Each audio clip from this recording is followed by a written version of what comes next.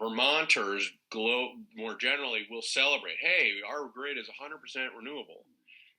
As long as we maintain RECs, this is a total fiction, and we paper over.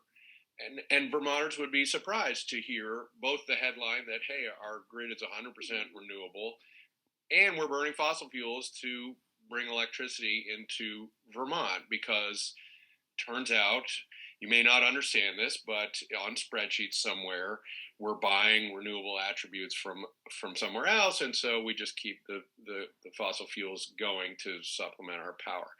That is weird, right? That is strange, and that lacks integrity, and it is very confusing. I grant you, there's a lot to balance in terms of rate pressures, et cetera, et cetera, et cetera.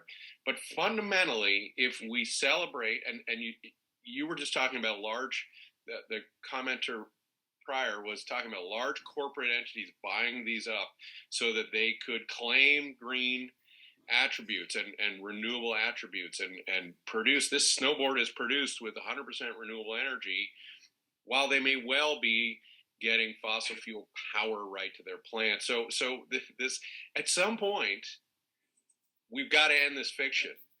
But just generally, I think we do ourselves and this debate a great disservice if we don't at least try to acknowledge the shell game that goes on when we allow RECs, and when we allow RECs moving forward as we amplify our the requirements to get more and more renewables, and then continue to allow the shell game to satisfy that. So our policies have driven res and before res the direct construction of renewable facilities.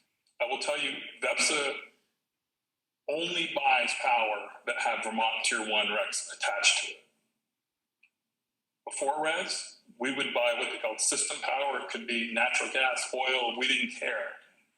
Now that the res is in place, that contract has to say coming with Vermont Tier 1 RECs. It has to be from a resource that is supplying what we want for generation types and locations.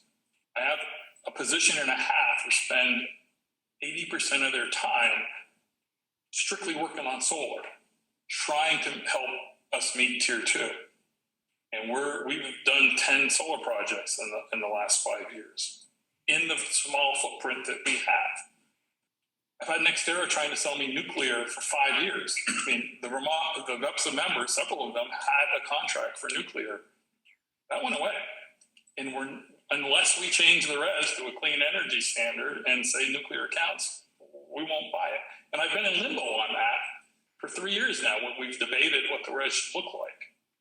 So the policy decisions and the conversations that are happening are very directly pushing the utilities to make certain decisions and avoid others, and are getting things built. The question is, who do we want to win? It's what it comes back to.